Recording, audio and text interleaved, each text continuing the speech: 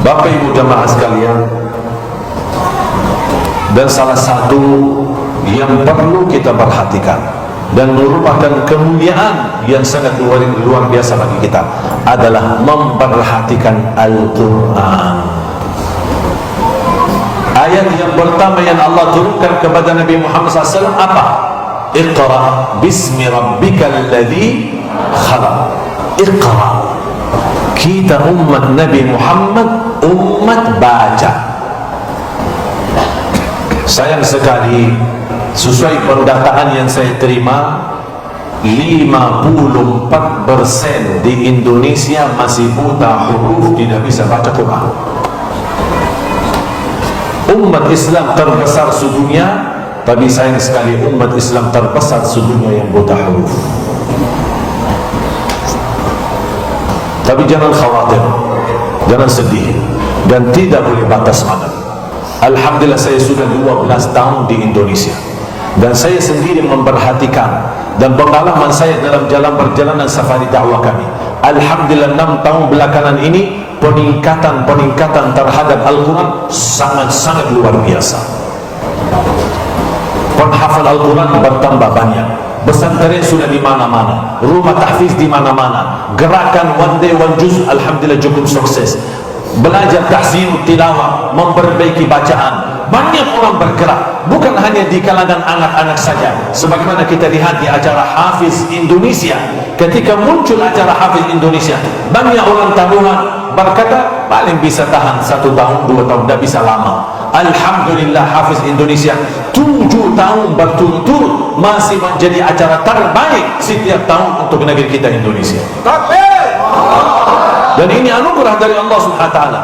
Ada satu berita yang Bapak Ibu belum tahu.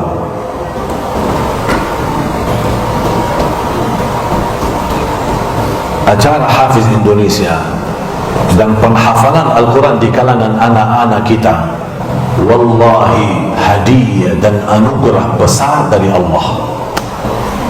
Kenapa saya berkata begini? Karena saya pernah ditawarkan untuk menggerakkan acara Hafiz Indonesia versi Arab. Hafiz Arab sama dengan program Hafiz Indonesia. Kita sudah bikin konsepnya, kemudian tata caranya untuk kita syiarkan di TV Arab bersama anak-anak Arab. Habis kita umumkan supaya anak-anak bisa daftar, ternyata program ini tidak bisa jalan dan hasilnya gagal. Kenapa pun bisa hasilnya gagal? Karena tidak menemukan anak penghafal Al-Quran jumlah yang banyak, usia di bawah 10 tahun dengan hafalan 30 juz hanya di Indonesia. Di Arab pun tidak ada,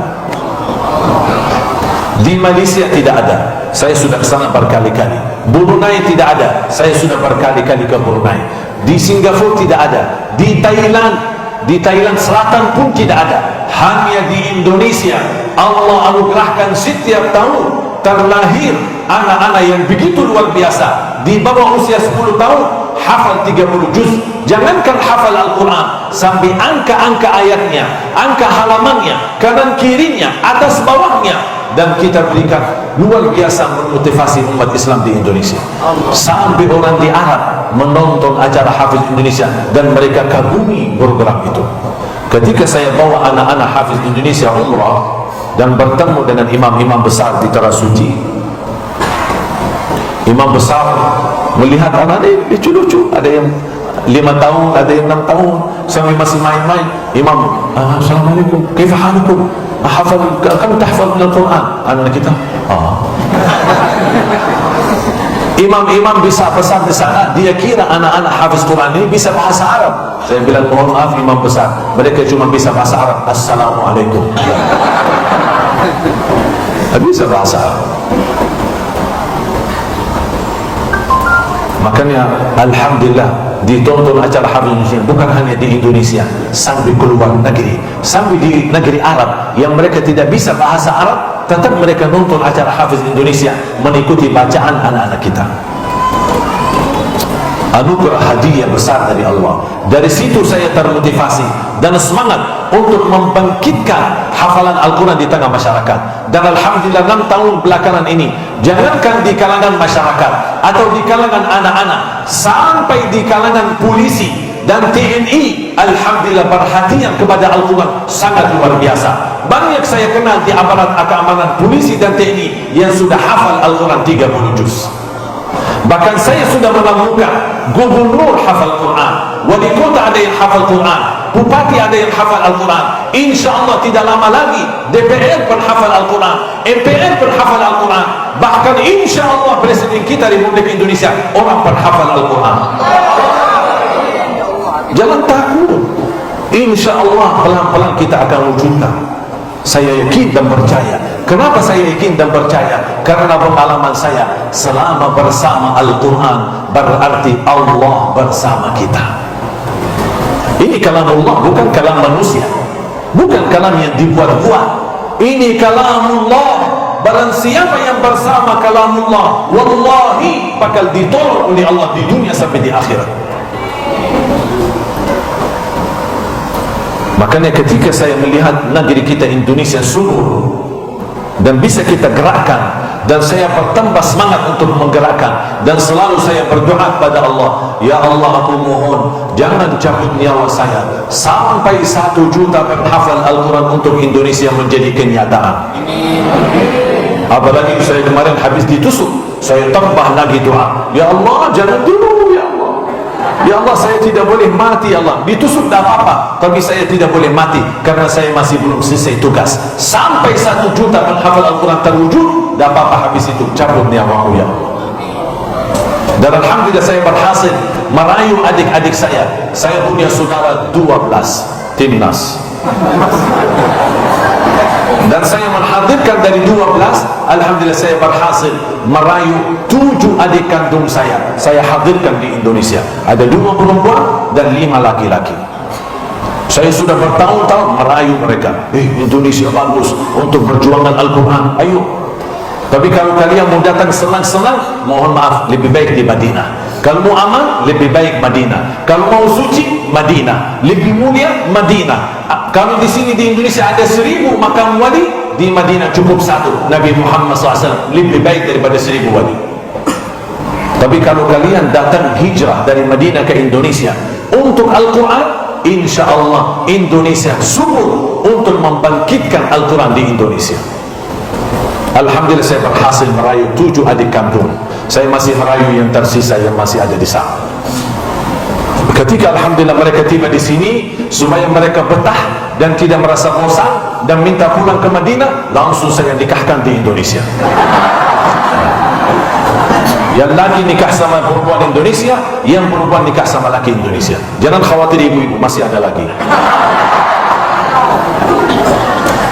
Bahkan saya dorong adik-adik saya, kalau boleh adik-adik saya masing-masing nikah istri 4, dan setiap istri melahirkan 1 lusin dan semuanya penghafal Al-Quran. Setuju? Bu?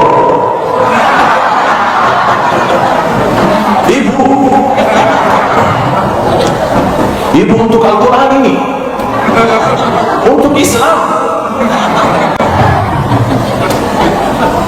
Ibu Masya Allah semua bisa ikhlas, kecuali ini tidak ikhlas. Jadi terserahkan, kita tidak bisa maksa. Mohon doakan keluarga kami agar terus memperjuangkan, dan saya bergembira apalagi sengaja saya mendapatkan penghargaan warga negara Indonesia dari Bapak Presiden Bapak SBY tahun 2011.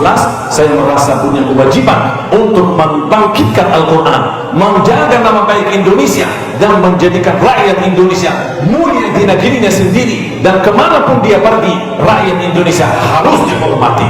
Itu yang menjadi perjuangan saya. Makanya mohon doakan.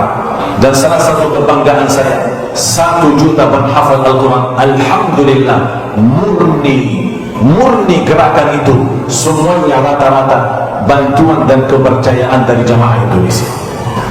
Donatur, wakaf sini, wakaf tanah, wakaf rumah, ibu-ibu datang membawa emasnya, semua 100% dukungan dan bantuan dari masyarakat Indonesia.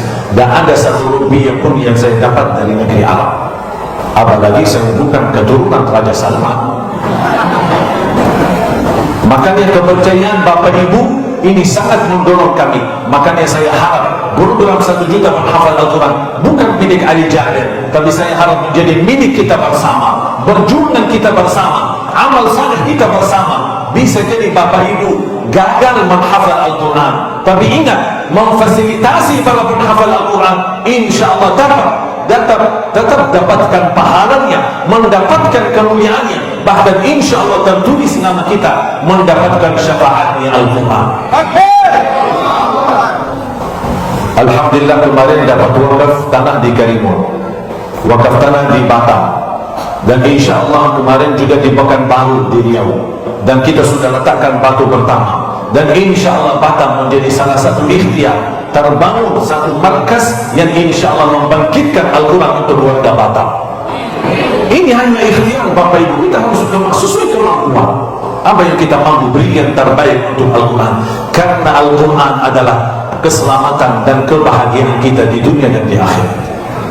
Di hari kiamat kita menghabiskan di dunia ini jutaan, puluhan juta, bahkan ratusan juta untuk pendidikan anak kita. Bahkan ada di antara kita barangkali anaknya tamat sekolah di negeri barat, ada yang tamat sekolah jurusan tinggi di Amerika, jurusan tinggi di Jerman, jurusan tinggi di Singapura, atau jurusan tinggi kemana negara yang baru. Pas kali di hari kiamat, semua anak-anak yang mendapatkan jurusan tinggi sampai ke Inggris dan kemanapun, dia akan kabur dan lari daripada orang tuanya. Hanya satu anak yang tidak akan kabur dari orang tuanya, bahkan dia akan berupaya mencari orang tuanya dan memberikan mahkota yang cahayanya lebih besar daripada cahaya matahari. Itulah anak penghafal Al-Quran. Ini bukan cerita dari saya, tapi cuma buka Al-Quran surat Abasa. Orang yang ada terjemahannya, cuma buka yang ada di HP-nya terjemahan Quran atau Quran terjemah, boleh saya pinjam? A'udzu billahi minasyaitonir rajim. Yang ada terjemahannya surah Abasa. Surah Abasa.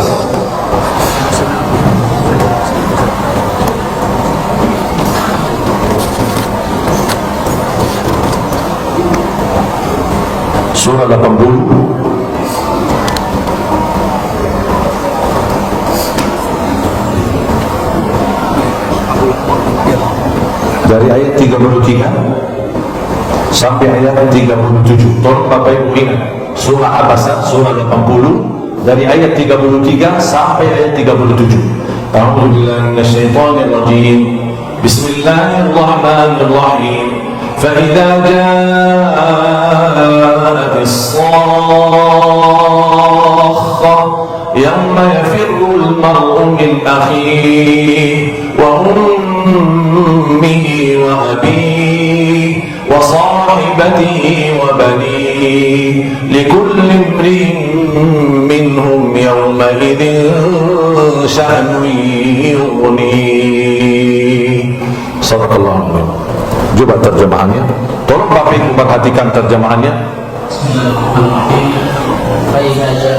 Maka apabila datang suara yang memegangkan, itu hari kiamat. itu disangkakan ada di Al-Quran. Pada hari itu, Karena di hari kiamat ada banyak manusia yang sudah meninggal dan masih ada yang tersisa. Nanti ada tiupan. Tiup yang pertama, semua manusia yang tersisa mati.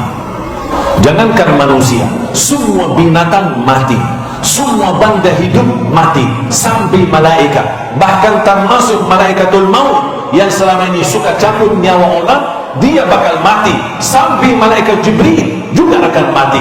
Tidak ada satu makhluk pun yang masih sisa. Hanya yang masih hidup, yang maha hidup, Allah subhanahu wa ta'ala.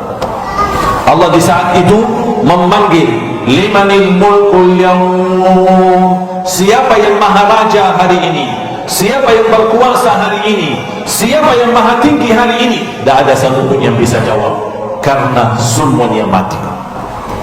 Baru ada tiupan yang kedua untuk bangkitkan seluruh makhluk. Apa yang akan terjadi habis mereka semuanya bangkit? Coba Allah gambarkan. pada hari itu manusia lari dari saudaranya. Kalau ada saudara kita tugas keluar kota atau keluar negeri 6 bulan, 1 tahun, habis itu dia kembali ke kampung, apakah kita sambut atau lari? Sambut kan? Kenapa kita sambut? Rindu.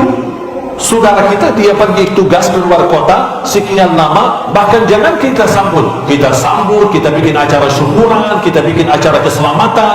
Banyak yang kita saking bangga dan senang saudara kita kembali ke kampungnya. Tapi jumpa di hari kiamat, saudara kita yang sudah meninggal dunia 20 tahun, 10 tahun, 5 tahun, ketemu di hari kiamat, bukan rasa rindu, justru kabur dan lari. Juga Allah yang berkata begitu. Mohon maaf ulang.